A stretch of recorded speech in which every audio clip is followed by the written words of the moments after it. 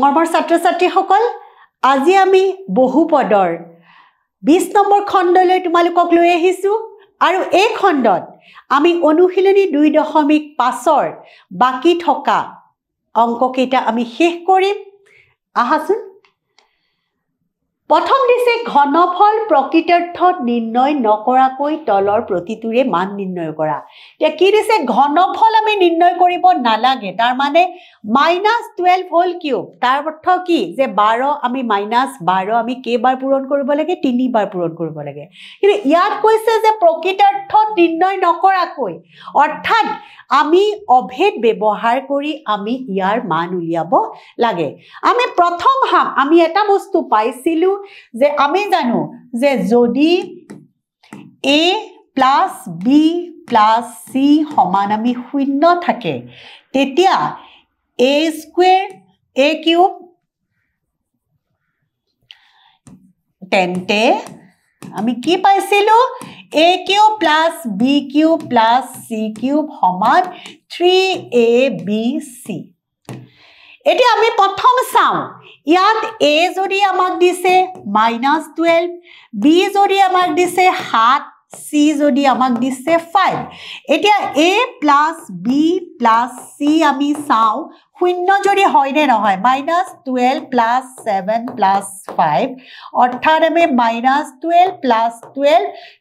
আমি উত্তৰটো কি পালো শূন্য পালো যেহেতু a + c b + c সমান আমি শূন্য পালো গতিকে আমি a³ + b³ + c³ সমান আমি কি লিখি দিব পাৰো 3abc বুলি আমি লিখি দিব পাৰো প্ৰথম আমি লিখি লও -12³ + 7³ + 5³ আমি লিখিম যেহেতু এই গুটেকিটাৰ যোগফল যেহেতু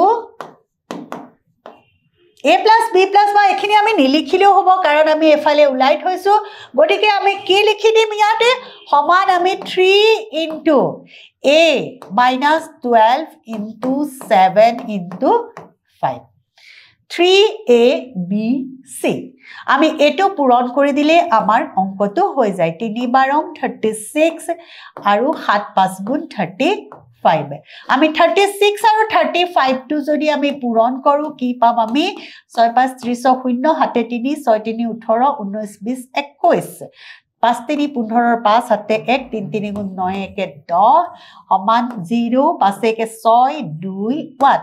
অৰ্থাৎ আমি কি পাই গলো -1260 আমি পাই গলো আমাৰ অংকটো হৈ গল পিছৰ প্ৰশ্নটোলৈ আমি যাও পিছৰ প্ৰশ্নটো দিছে 28³ + -15³ + -13 হোল কিউব আমি আগৰ দৰে কৰি চাও আমি জানো যে যদি a + b + c সমান শূন্য হয় তেন্তে আমি কি পাও তেন্তে a³ + b³ + c³ আমাৰ সমান হৈ যায় 3abc আমি ইয়াত চাও ইয়াত আমি কি দেখিছো a সমান দিছে 28 b সমান দিছে -15 আৰু c সমান দিছে -13 এতিয়া a + b + c সমান কি পাইছো 28 + -15 -15 + -13 এতিয়া 28 থাকিল আৰু এই দুটা মাইনাসত গলে 5 3 8 1 1 2 অৰ্থাৎ আমি 0 পাই গলো a + b + c আমি যেতিয়াই শূন্য পাই গলো আমি ইয়াৰ মানত কি বহাই দিব পাৰো 3abc আমি বহাই দিব পাৰিম সমান আমি কি পাম 28 আমি লিখি লও +-15 whole cube +-13 whole cube a cube + b cube + c cube যেহেতু a b c সমান 0 a + b + c গতিকে আমি 3abc লিখি দিব পাৰিছো এতিয়া আমি মানকিটা বহাই দিলেই হল 28 * -15 * -13 আমাৰ মাইনাস বিলাক নাইকিয়া হৈ যাব উত্তৰত কাৰণ আমাৰ দুটা মাইনাস থাকিলে আমাৰ প্লাসত আহিব প্ৰথম আমি এটু কৰি লও 8 3 24 4 7 2 3 2 6 2 8 84 into 15 আৰু -15 আৰু 13 কৰো আমি মাইনাস নালাগে 15 আৰু 13 আমাৰ কৰিলে হ'ব 15 আৰু 13 যদি কৰোঁ 5 3 15 5 7 1 3 গুণ 3 1 4 5 1 অৰ্থাৎ 5 5 4 9 1 195 এতিয়া 195 ৰ লগত যদি আমি 84 পূৰণ কৰোঁ 5 4 20 ৰ 0 হাতে 2 9 4 36 37 38 ৰ 8 হাতে 3 4 গুণ 4 3 7 8 5 40 ৰ 0 হাতে 4 9 8 গুণ 72 73 74 75 76 6 হাতে 7 8 গুণ 8 7 15 অৰ্থাৎ আমি কি পালো 0 8 হাতে 6 13 3 হাতে 1 5 1 6 1 16380 অৰ্থাৎ আমি পাই গলো 16380 আমাৰ অংকটো কৰা হৈ গল ইয়াতে মাইনাস কিটা আমাৰ নাহে আমাৰ অংকটো এখিলৈকে কৰা আমাৰ হৈ গল আমি এবাৰ পিছৰ প্ৰশ্নটোলৈ আহো পিছৰ প্ৰশ্নটো আমাক দিছে তলত কালি দিয়া আয়ত বিলাকৰ এটো কাৰ কালি এটা আয়তৰ কালি দিয়া আছে আৰু আমি উলাব লাগে দীঘ আৰু প্ৰস্থৰ বাবে সম্ভাব্য ৰাশিবোৰ উলিওৱা আমি কি জানো আয়তৰ কালি সমান কি আমি জানো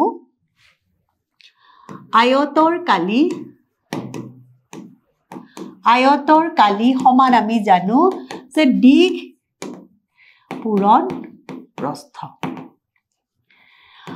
আৰু আমি যেহেতু আমাৰ কালিটো দিয়া আছে সোয়া কালি দিয়া আছে আমাক দিয়া আছে কালি 25a square minus 35a plus 12 দিয়া আছে কালি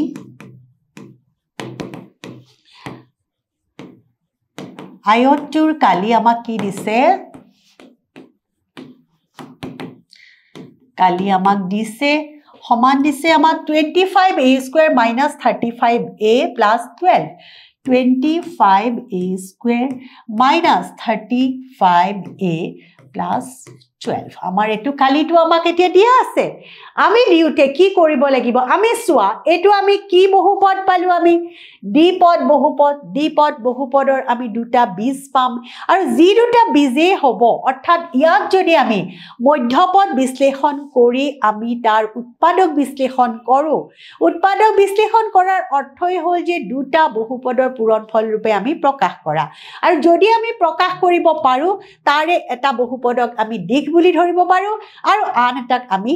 প্ৰস্থ বুলি ধৰিব পাৰো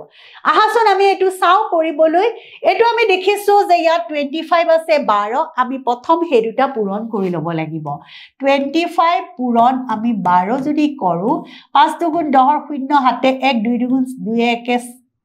2 দুগুণ 2 4 1 5 5 1 গুণ 5 2 গুণ 2 অৰ্থাৎ আমি কি পালো 10 0 হাতে কৰিবা 300 পাই গলো এতিয়া আমাক এনেকুৱা লাগে সংখ্যা যে যি দুটা সংখ্যা পূৰণ কৰিলে 300 হয় আৰু যোগ বা বিয়োগ কৰিলে আমাৰ 35 হয়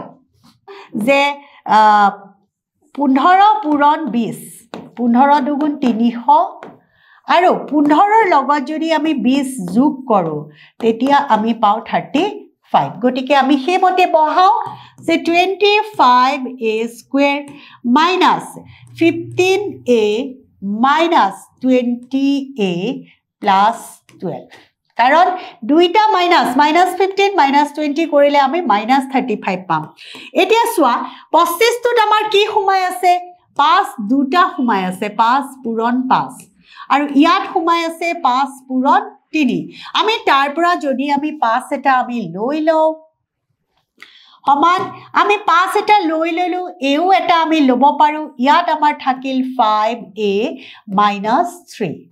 মাইনাস ইয়াত আমাৰ সোমাই আছে 4 * 5 আৰু ইয়াত আমাৰ সোমাই আছে 4 *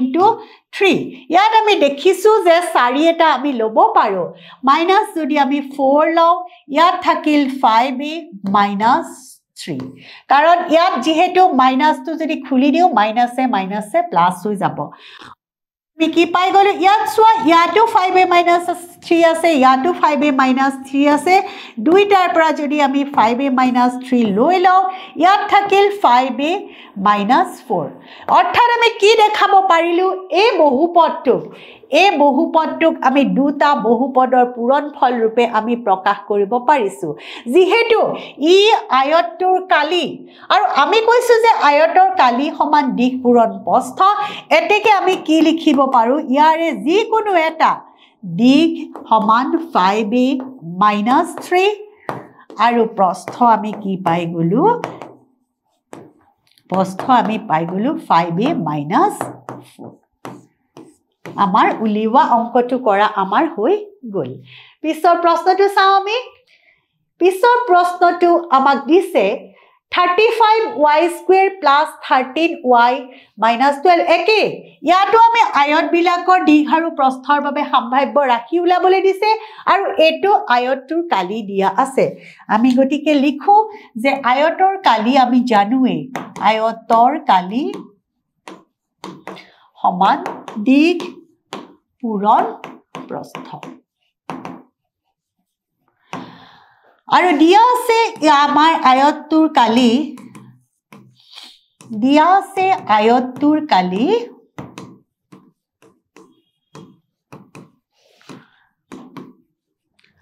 35y² - 13y + 13y - 12 এতিয়া আমি আগৰ দৰে দেখিছো ই এটা দ্বিপদ বহুপদ গতিকে আমি মধ্যম পদ বিভাজন কৰি আমি ইয়াৰ উৎপাদক বিশ্লেষণ কৰিব লাগিব আমি যেহেতু দেখিছো y² ৰ আগত সহগ আছে প্ৰথম আমি 35 আৰু 12 টো আমি হৰ পূৰণ কৰি লব লাগিব আমি দেখিছো 7 5 * 5 3 * 3 0 হাতে পাছে 12 2 হাতে কৰিব 3 কে 420 আমি পালো অলৰেডি এতিয়া আমি 420 ক আমি হৰণ কৰি চাও 420 ক যদি আমি হৰণ কৰি চাও 2 2 গুণ 4 2 1 গুণ 2 0 3 7 গুণ 21 0 5 ৰে যদি কৰো 5 1 গুণ 5 2 20 5 4 গুণ 20 2 ৰে 7 এনে ইয়াত আমি দেখিলো যে 7 2 2 4 7 4 গুণ 28 আৰু 15 এই দুটা যদি কৰো আমি 420 পাম আৰু 28 ৰ পৰা যদি 15 মাইনাস কৰো তেতিয়া আমি কিমান পাম 13 পাম গতিকে আমি এটো কি বহাও যে 35y² প্লাস আমি পালো 28y ব্র্যাকেট আমাৰ নালাগে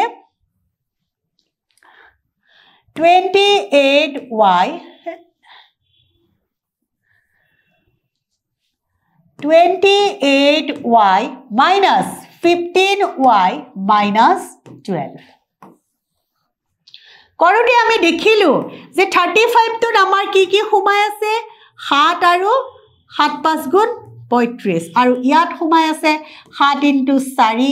ইয়াত সোমাই আছে 3 * 5 আৰু ইয়াত সোমাই আছে 3 * 4 গতিকে ইয়াত আমি যদি 7 লৈ লও y এটা লৈ লও আমাৰ ইয়াত থাকিব 5y + 4 আনহাতে ইফালে যদি আমি 3 লৈ লও 5y - 4 আমাৰ থাকি গল এতিয়া আমাৰ এটো মাইনাস নহব প্লাস হৈ যাব 5y + 4 যদি আমি লৈ লও আমাৰ ইয়াত থাকি গল 7y -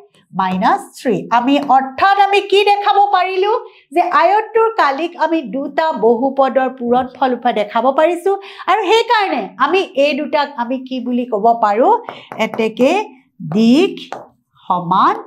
5y + 4 আৰু প্ৰস্থ সমান 7y - 3 আমি পাই গলো আমি পিছৰ প্ৰশ্নটো লৈ যাও পিছৰ প্ৰশ্নটো দিছে আয়তন তলত আয়তন দিয়া ঘনকৰ মাত্ৰা তিনিটাৰ বাবে সম্ভাব্য ৰাশি কিটাৰ কি হ'ব লিখা আমি জানো যে ঘনকৰ আয়তনৰ সূত্ৰটো কি আছিলে ঘনকৰ আয়তন সমান L পূৰণ B * H L মানে হল লেন্থ দিক পূৰণ প্ৰস্থ পূৰণ উচ্চতা অৰ্থাৎ আমি যেহেতু এটো দিয়া আছে ইয়াক আমি তিনটাৰ পূৰণফল ৰূপে প্ৰকাশ কৰিব পাৰিলে হৈ যাব আমি লিখি লওঁ যে 3x² - 12x আমি এতিয়া ইয়াত দেখিছো 3x² - 12x গতিকে ইয়াতো আমাৰ দেখা কমন লব পাৰি 3 আৰু 4 হুমাই আছে গতিকে আমি কি লৈ লম আমি যদি লৈ লওঁ 3 এটা যদি লৈ লওঁ x এটা লৈ লওঁ আমি ইয়াত পাই গলো x - 4 এতিয়া এটো কিহৰ পূৰণ হৈ আছে চোৱা ইয়াত এটা টাৰ্ম আছে 3 এটা x আৰু এটা x - 4 অৰ্থাৎ ই তিনটা পদৰ পূৰণফল হিচাপে আমি দেখাব পাৰিলো এতেকে আমি কি কৰিম মাত্ৰা তিনিটা এতেকে ঘনকটোৰ মাত্ৰা তিনিটা হ'ব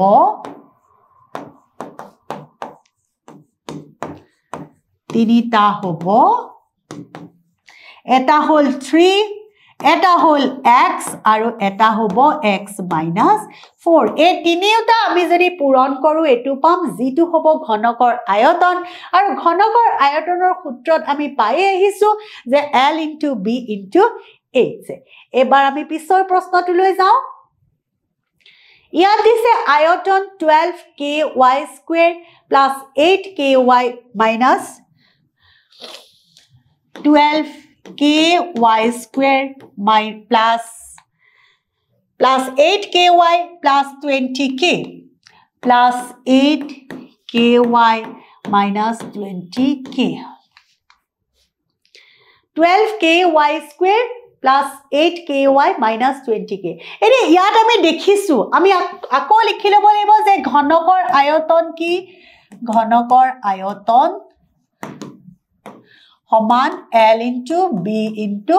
H আৰু এটো যেহেতু আয়তন দিয়া আছে গতিকে তাক আমি তিনটাৰ বহুপদৰ পূৰণফল ৰূপে প্ৰকাশ কৰিব পাৰিলে হ'ব ইয়াত চোৱা ইয়াত আমি দেখিছো k ইয়াতো আছে আমি যদি k এটা লৈ লওঁ ইয়াত থাকিল 12y² plus 8y minus 20 এতিয়া এটো আমি কি পাই গলো এটো এটা দ্বিপদ বহুপদ পালো গতিকে দ্বিপদ বহুপদটো আমি মধ্যম পদ বিভাজন কৰি আমি কৰিব লাগিব ইয়াত আমি দেখি আছো যে 20 ৰ পৰা আমি প্ৰথম 20 আৰু 12 পূৰণ কৰিব পাৰো আৰু 20 বিয়োগ 12 যদি কৰো আমি 8 পাই আছো আমি এটো আৰু নকৰিলেও হ'ব 12 × 2 = 24 240 সমান k আমি 12y² plus আমি 20y minus 12y minus 20 বুলি আমি লিখিব পাৰিলো এতিয়া আমি 12 কিটা 12 ৰ ফালে লৈ আনো 2y² minus 12y plus 20y minus 20 আমি লিখিব পাৰো এতিয়া আমি যদি ইয়াত লিখো ইয়াত আমি কি লিখিম 12 টো আমি দেখিছো দুইটাতে আছে 12y যদি আমি কমন লৈ লওঁ তেতিয়া হলে আমাৰ মাজত থাকিব 12y যদি কমন লৈ লওঁ ইয়াত থাকিব y minus 1 plus 20 যদি কমন লৈ লওঁ y minus 1 আমি এতিয়া কৰিব পাৰিম ইয়াতো y minus 1 আছে ইয়াতো y minus 1 আছে গতিকে আমি 12 ইয়াত লিখো y minus 1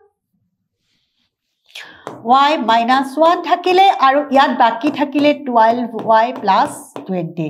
এতিয়া আমি কি দেখিলো যে এই তিনটা মানৰ পূৰণফল হৈ আছে তিনটা বহুপদৰ পূৰণফল হৈ আছে এতেকে আমাক কি ক'বলৈ দিছে মাত্ৰা কিটা এতেকে ঘনকৰ মাত্ৰা কিটা হ'ব ঘনকটোৰ মাত্ৰা কিটা হ'ব তিনটা মাত্ৰা পাম আমি এটা হল k এটা হল y minus 1 আৰু আনটো হৈছে 12y plus 20 আমাৰ অংকটো কৰা হৈ গল মৰমৰ ছাত্ৰ ছাত্ৰী সকল আমাৰ 2.5 অনুশীলনীৰ সকলোবোৰ অংক আমাৰ শেষ হৈছে মই তোমালোকক এটাই কওঁ যে তোমালোকে যথেষ্ট অনুশীলন কৰিবা যিমানে অনুশীলন কৰিবা সিমানে তোমালোকে বস্তুবোৰ সহজ পাবা আৰু পৰীক্ষাৰ সময়ত তোমালোকে দিগদাৰ নোপোৱা তোমালোকলৈ অশেষ ধন্যবাদ আমি পিছৰ অনুশীলনীত অৰ্থাৎ পিছৰ আমি নতুন এটা অধ্যায় লৈ আকৌ আহিম মোৰ লগত তোমালোক থাকিবা আজিলৈ মোৰ ক্লাছ ইমানতে শেষ কৰিছো ধন্যবাদ